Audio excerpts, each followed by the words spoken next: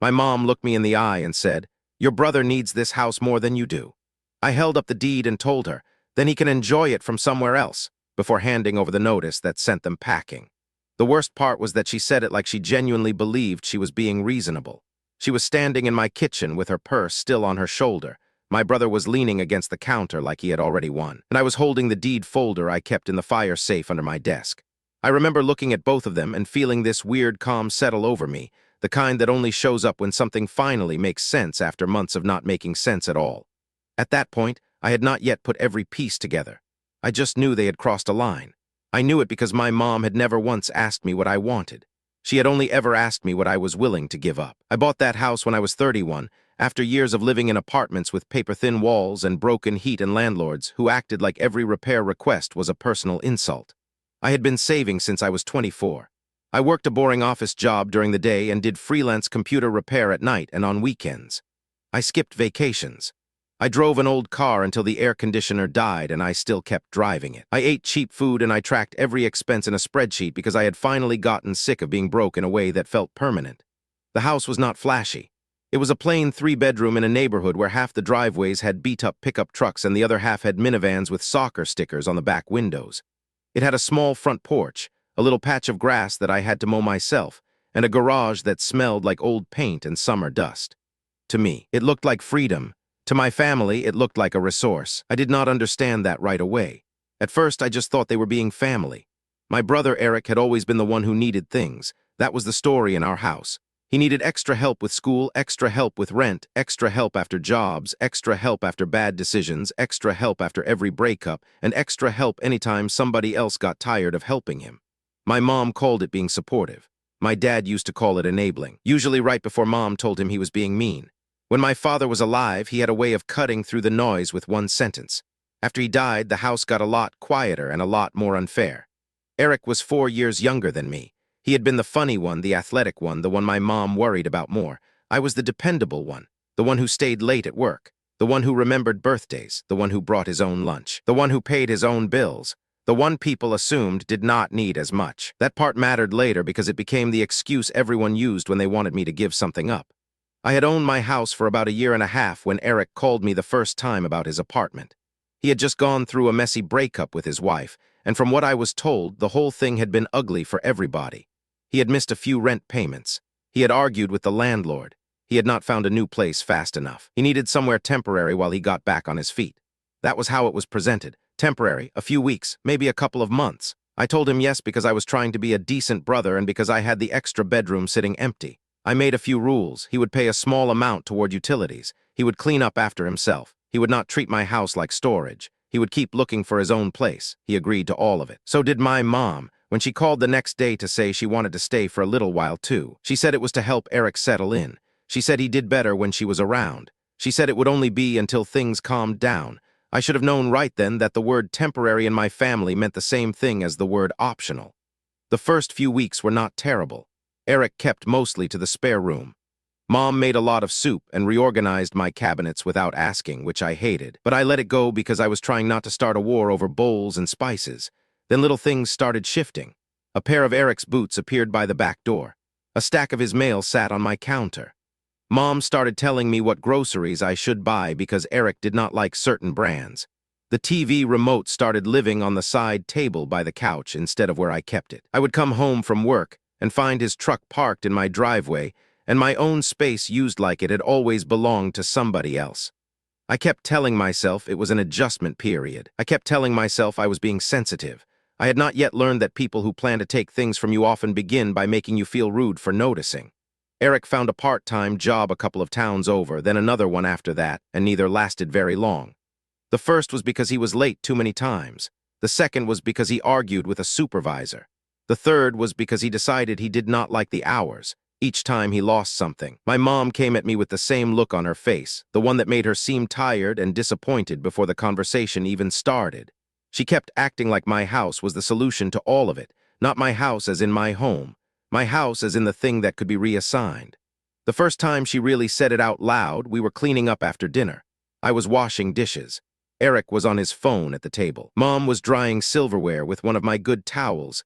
even though I had asked her not to use my good towels for that. She told me very casually that Eric needed stability, and he needed a real place to raise his kids when he got them back on weekends, and maybe it was time I thought about moving into something smaller so he could have the house. I remember actually laughing because I thought she had to be joking. I asked her what she meant. She did not laugh back. She said I did not need all this space. She said Eric had a family to think about someday. She said I was single and could live anywhere. She said I was being selfish by keeping a whole house to myself when my brother needed it more. Eric did not even look up from his phone. He just sat there like he was waiting to see whether I would be cooperative. That was the moment I felt the first little click of suspicion in my stomach. Not because I thought she was serious about me handing over my house that night. I thought she was testing the idea. I thought she was tossing out a line to see if I would bite. I told her no. I told her the house was mine. I told her Eric was welcome to stay while he got himself sorted out, but he was not taking over my home. She stared at me for a second like I had disappointed her by saying something obvious. Then she smiled in a way that made my skin crawl. She said I was overreacting. She said family helped family. She said I would understand once I had a real family of my own. That line landed harder than the rest. I had heard versions of it my whole life. It always meant the same thing. Your needs do not count as much as somebody else's. A week later, I found an envelope on my desk from the county recorder's office. At first, I thought it was just a property tax update or something routine. It turned out to be a notice that made me sit down at the kitchen table and read it 3 times because I could not understand why my house address was suddenly on a packet about ownership verification. I called the office the next morning. The woman who answered was polite in the way public employees are when they know they are dealing with somebody who is confused but not yet annoying. She told me the packet had been requested after an inquiry about the property record. I asked who had made the inquiry.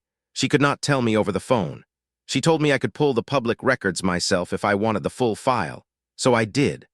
I took a half day at work and drove to the county office. I stood in line with 2 people arguing about a parking citation and one guy who smelled like a mechanic shop and waited while the clerk printed out the property record. My name was on everything. The deed, the tax record, the mortgage record, no surprise there. What surprised me was that somebody had recently asked for a copy of the document history and had flagged the file with a note about occupancy.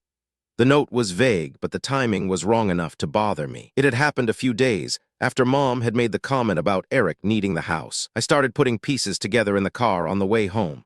I started remembering the way Eric had asked casual questions about the mortgage. I started remembering Mom wanting to know whether the deed was hard to change. I started remembering that she had offered to help me organize papers a few weeks earlier and had seemed unusually interested in where I kept my important documents. I had not thought much of any of it at the time. I thought they were just being nosy in the normal family way. Now the nosiness had a direction. I did not confront them right away. Instead, I started paying attention. That was the best decision I made the whole time. I began saving screenshots of texts. I kept photos of the damage Eric did to the guest room when he decided to move the mattress without help and scratched the floor. I photographed the kitchen every time Mom rearranged something again after I had already told her not to. I kept a record of every bill I paid. I had a spreadsheet already, so it was easy to add tabs. Electricity, water, internet, groceries, trash, repairs. The numbers were small at first, then they got annoying. Eric was paying almost nothing. Mom insisted she was too old to contribute much, which would have sounded less ridiculous if she had not been buying my brother takeout several times a week while telling me to stop being so uptight about money. Then Eric started talking about the house like it was already partly his. Not directly. He was smarter than that. He would say things in passing. He would mention how much better the backyard would be if he set up a grill. He would talk about where he wanted his kids to sleep when they came over. He would tell people on the phone, loud enough for me to hear from the hallway, that he was staying at our place. That phrase bothered me every time. Our place. I corrected him once. He shrugged and said I was being technical. That was another phrase my family loved, being technical. They used it whenever they wanted to make boundary violations sound petty. By late summer, the whole house felt different. I would come home and my stomach would tighten before I even opened the front door. Not because the place was falling apart, because it no longer felt like mine. Shoes by the door, laundry on the couch, Eric's tools in the garage, Mom's extra dishes in my cabinets, a shopping list on the fridge that included items nobody had asked me about, family pictures appearing on the hallway wall without my consent. One night I got home and found that my office door had been opened and a box of old paperwork had been moved to the floor. Not stolen, just shifted. That somehow bothered me more. It felt like someone had been through my private things and decided I should just accept it because nothing was technically missing. I asked Mom about it. She told me she had been helping Eric look for insurance documents he needed. That was the first time I remember really understanding that she was comfortable lying to my face. I checked the box. Nothing was missing from it, but the fact that she had touched it without asking made me sick. I bought a lock for the office door the next day. Mom got offended about that too. She said I was acting like she was a stranger. I wanted to tell her that strangers usually respected locked doors better than family did, but I kept that to myself. I was still trying to be patient. At least that is what I told myself. The truth is, I was embarrassed. I hated the idea that my own mother and brother could make me feel like I was being unreasonable in my own house. I hated that I kept second-guessing basic facts just because they sounded so certain. Mom had a lifetime of practice making herself sound like the adult in the room. Eric had a lifetime of practice acting like the wounded kid who just needed one more chance. Together, they were good at making me feel like the harsh one before I had even said no. The real break happened around early fall. I had been at work all day dealing with some miserable software rollout, and I came home exhausted and already half irritated. There were 3 extra cars in the driveway. My mom's sister was in the kitchen. One of Eric's friends from high school was on the porch smoking like he lived there. There was a crock pot on the counter that I had never seen before. My house looked like somebody had decided to host a casual family event without bothering to ask the person whose name was on the mortgage. I stood there for a few seconds before anyone noticed me. When they finally did, my mom acted like I was late to my own gathering. That was when she told me the second version of the house idea. Not just that Eric needed it more, that I should really think about giving it to him. She said he was trying to rebuild. She said stability mattered for his future. She said I could always get another place. She said this one was better suited for a family man. I remember feeling so stunned I could not even get angry properly. I asked her if she heard herself. She said I was making a scene. I asked her when exactly she had decided my house was up for discussion. Eric finally stepped in and said I was being dramatic. He said I had always liked controlling things. He said I was acting like because I signed the papers. That meant I was the only one who lived there. That sentence was so absurd I almost laughed again, but this time I did not find it funny. I asked him whose name he thought was on the deed. He looked at my mom, then back at me and said he did not think it mattered that much if we were family. That was the first time I felt the bottom fall out of the whole situation. It was not just entitlement. It was a plan. They actually believed family status could override ownership. They actually believed that because I was the one who had done the work, I was also the one supposed to let go of it. I did not raise my voice. I told them the discussion was over. I told them nobody was moving in further, nobody was taking over the house, and nobody was making decisions without me. That should have been enough. It was not. 3 days later, my mom left a folder on the kitchen table. Inside were copies of papers she had printed from somewhere online. There were mortgage explanations, property values, and a blank quitclaim deed form with handwriting in the margins. I remember staring at it for a long time before I understood what I was looking at. The handwriting was my mom's. She had circled the part about transferring ownership. She had highlighted the blank spots for names and notarization. She had written notes about keeping things in the family. My hands were shaking when I picked it up. I took the whole folder to a title company the next morning during lunch. I did not even know if they would talk to me because I was not in the middle of a transaction, but the clerk was kind and probably used to people showing up with weird questions and stressed faces. She looked over the form and told me very carefully that it was exactly what I thought it was, a quitclaim deed. If I signed it and filed it, I would be giving up ownership. Not temporarily, not partially, completely. I sat there in that chair with the paper in my hand and felt a kind of cold anger settle over me that I had never felt before. It was not the explosive kind. It was the kind that comes when you realize somebody has been planning around your trust. I asked if somebody else could file something like that without me. She told me not without my signature and a proper notarization, but she also told me people tried all kinds of nonsense when they thought family pressure would do the work for them. Then she asked me if I wanted a copy of the deed on file for my records. I told her yes. I got one and I got a certified copy of the property record from the county office on the same day. By the time I got home, I had accepted something I had been avoiding. This was not about Eric needing a place to stay. This was about Eric and my mother deciding that my house should become his solution. I sat in my car in the driveway for almost 10 minutes before I went inside because I was trying to decide whether I was going to explode or strategize. I chose strategy. That was the first time I called a lawyer, not a dramatic one, just a local real estate attorney whose office was near the bank. I explained the situation as plainly as I could. He listened, asked a few practical questions, and then told me the important thing was not what they wanted, but what their legal status in the house was. They were occupants, maybe guests who had overstayed. Maybe tenants depending on the details and what I had said and done. Either way, he told me to stop arguing in the moment and start documenting. He told me to serve a written notice if I wanted them out. He told me to keep paying the mortgage and keep every receipt. He told me to change my passwords, secure my paperwork, and stop leaving important things where anyone could access them.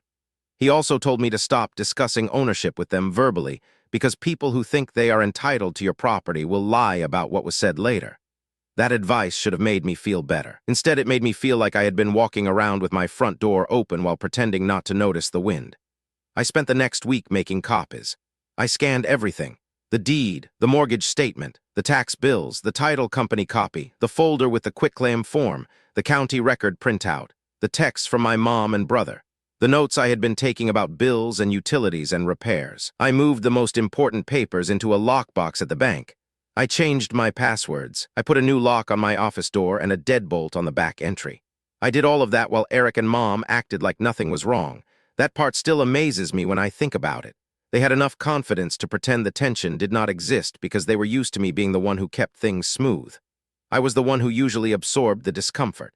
I was the one who usually let the odd comments slide. I was the one who usually took the cheaper seat. The smaller portion, the later turn, the extra inconvenience. I think they expected that pattern to continue. Then Mom made the mistake that changed everything. She called me one evening while I was at the grocery store and asked me to add Eric to the utility accounts. She said it would make things easier if he was helping with the bills. I told her no. She said I was being stubborn. I said the bills were already in my name, and I was not changing anything without a legal reason. She told me I was acting like she was asking for a kidney. I told her she was asking for access to my property and my accounts, which was not the same thing. There was a pause. Then she said she did not understand why I was being so difficult when this would help the family.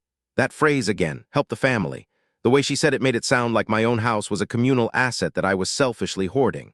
I did not yell. I told her she and Eric needed to start planning where they would be going next.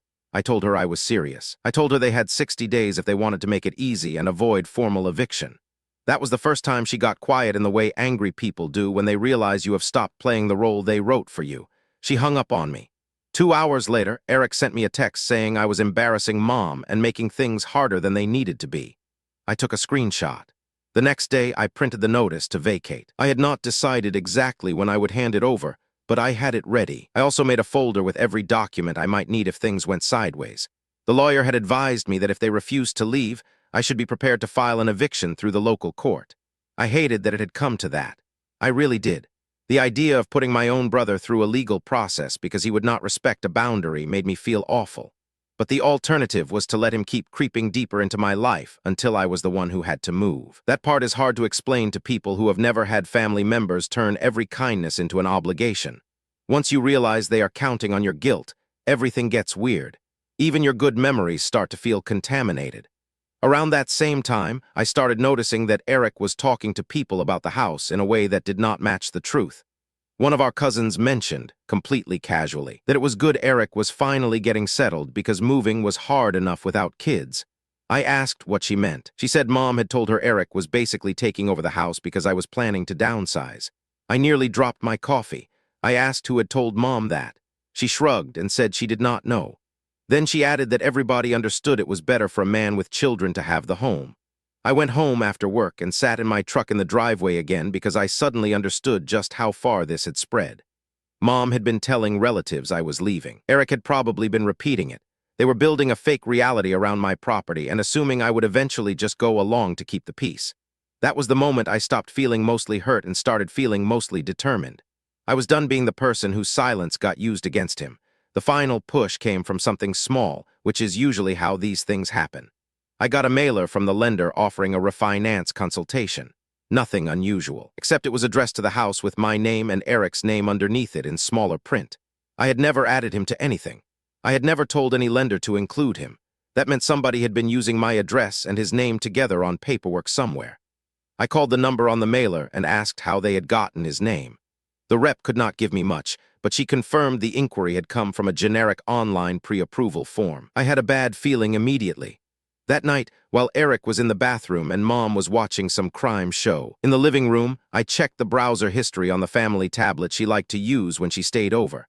I should have known better than to do that in the first place, but I was desperate and annoyed and had stopped caring about being polite.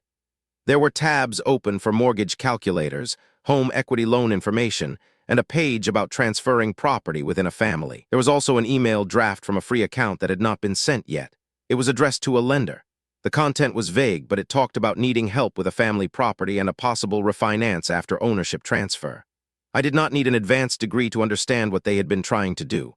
I copied the evidence, logged out, and left the tablet exactly where it was. Then I waited. It took 3 more days before the subject came up directly. Mom cornered me after dinner and tried a softer approach this time. She said Eric had been through a lot. She said the children needed consistency. She said a house was not the same thing as a trophy.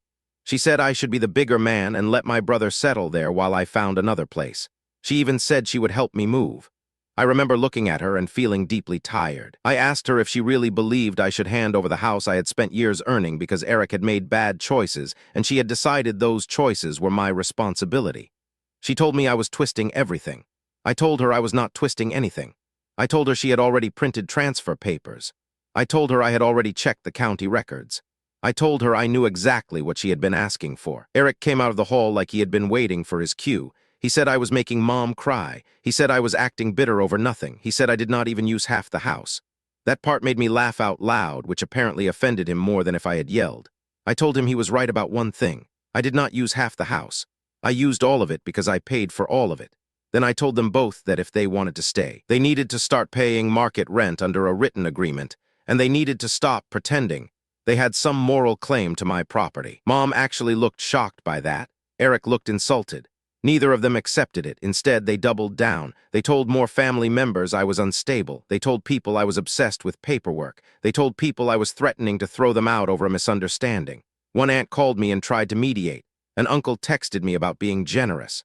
A cousin suggested I was letting money change me. I did not argue with any of them. I just saved the messages. The lawyer helped me draft the final notice. It was clean and professional. It stated that their occupancy was terminated effective on a specific date. It gave them the legally required time to vacate. It told them where to send any further communication. He told me to post it and serve it properly so there would be no argument later about whether they had received it.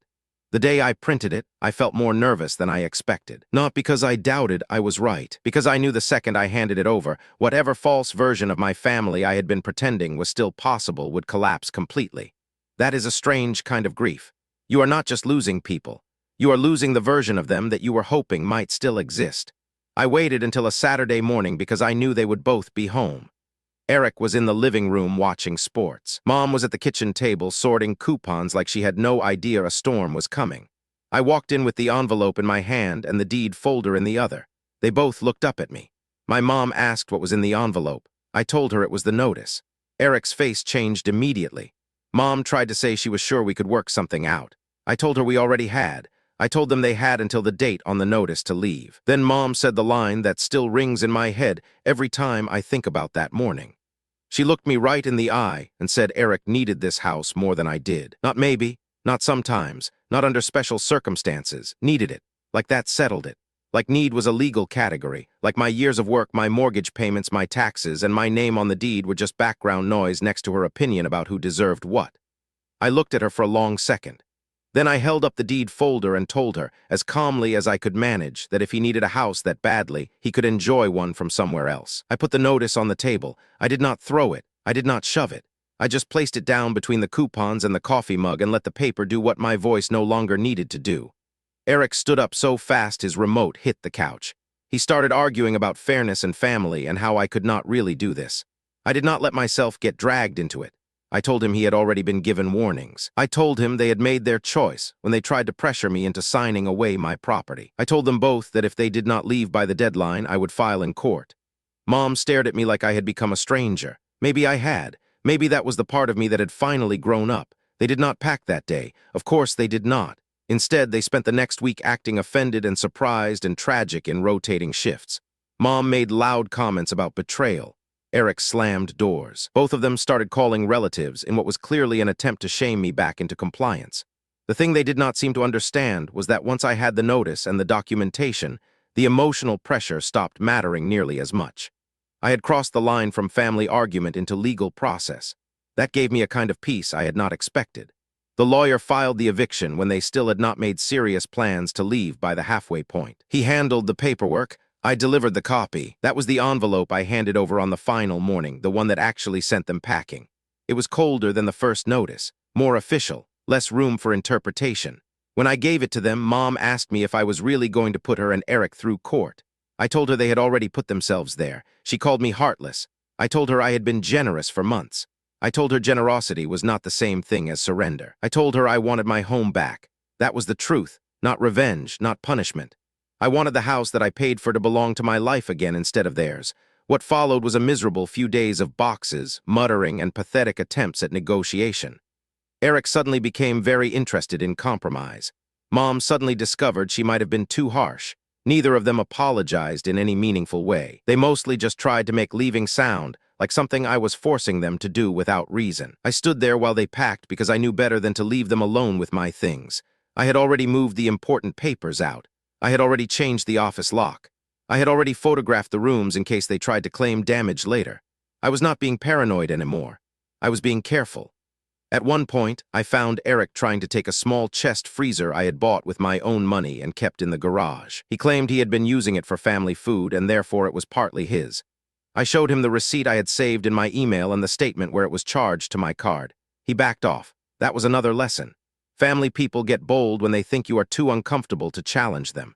Documentation is a beautiful thing. It does not care about guilt. It does not care about tears. It only cares about facts. By the last day, both of them looked exhausted. Mom was furious in that tight, controlled way she got when she realized she was losing control and could not call it a misunderstanding anymore. Eric was sulking and trying to make me feel guilty for being calm. That almost worked on me for about 10 seconds, which is embarrassing but true. Then I remembered the quitclaim papers.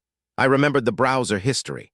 I remembered the county record inquiry. I remembered the way they had both sat there pretending the house was a group project. The guilt evaporated. When the moving truck finally arrived, I felt this enormous wave of relief followed immediately by sadness. They were still my mother and my brother. I was not happy to see them become people I had to evict. I was relieved to be done letting them use me. Those are two very different emotions, and I had both of them at the same time. The neighbors noticed, of course. People always notice when a moving truck shows up and somebody looks miserable. I kept my head down and carried boxes to the porch so no one could say I had been cruel about it. Mom barely spoke to me. Eric muttered that I would regret this one day. I told him I regretted not setting boundaries earlier. That was the closest thing to a speech I gave all week. After they left, I changed the locks again, even though I had already changed them once. I did a full walkthrough of the house. I cleaned the kitchen from top to bottom. I opened every window. I took the trash out. I sat on the couch in the quiet and listened to the refrigerator hum and the clock in the hallway tick and realized I had not heard my own house sound like my house in months. A few days later, the first text from my mom arrived. It was not an apology. It was a message about disappointment and respect and how family should not need lawyers. I did not answer. Then came one from Eric saying I had made him look bad. I did not answer that either. After that, the messages got fewer and angrier. Then they stopped. The only person who ever reached out with something close to honesty was one of my cousins, who admitted later that Mom had been telling people for weeks that Eric was practically the owner already and that I had been planning to move. That cousin apologized for believing her. I told him I understood why he had. That was another hard truth. People believe the story that sounds most familiar to them. In my family, that story was always the one where I was expected to give and Eric was expected to receive. The funny thing is, once the dust settled, my life got very ordinary again. I went back to work. I fixed the loose board on the back step. I replaced the cheap blinds in the spare room. I paid the next mortgage payment and then the next one after that, and every time I did, I felt a little more ownership settle back into my bones. I did not sell the house. I did not run away from it. I stayed. I painted the hallway. I cleaned out the garage. I turned the spare room into an office and a guest space that no one could claim without asking. I kept every document in the bank lockbox. I did not let a single family member stay overnight without a very clear conversation first. That sounds cold when I write it out, but it felt healthy in real life. About 2 months after they left, I got a letter from the lawyer saying there had been no surprise legal issue and no claim on the property beyond the threats they had made verbally. I kept the letter, not because I planned to use it, because it reminded me I had not imagined the whole thing. There had really been a plan to pressure me into giving up my house. There had really been a folder of transfer paperwork. There had really been an attempt to treat my patience like weakness. I think the part that hurt the most was not even the near loss of the house. It was the realization that my mother could look at my life, see the work I had done, and still decide my brother deserved it more simply because he was the one she worried about. That kind of favoritism is not dramatic in the beginning. It is quiet. It sounds like concern. It sounds like practicality. It sounds like helping a struggling child. By the time it turns toxic, you are already used to making excuses for it. I had made excuses for years, not because I was blind, because I wanted badly to believe there was still a version of my family that loved me without conditions. What I learned is that love without respect is just pressure with better branding. The house stayed mine. The deed stayed in my name. The mortgage kept getting paid on time. Eric eventually found a small apartment of his own after a rough stretch that I only heard about secondhand. Mom moved in with a relative for a while, then into a smaller place across town. Neither of them ever really apologized. That part never changed. What did change was me. I stopped assuming that keeping the peace was the same thing as being decent. I stopped treating paperwork like an afterthought when people with a talent for manipulation were involved. I stopped believing that being the calmer one meant I had to be the easier one to push around. Sometimes I still walk through the house at night and think about that morning in the kitchen. My mother standing there, my brother pretending not to care, the folder in my hand, her telling me he needed this house more than I did, and me finally understanding that the only way to answer a lie that big was with the one thing they could not argue with. The deed, the notice, the truth, that was enough. It did not fix my family. It did not turn anybody into a better person, but it did get them out of my house. And after years of being told I should sacrifice a little more, that felt like the first honest thing I had done for myself in a very long time.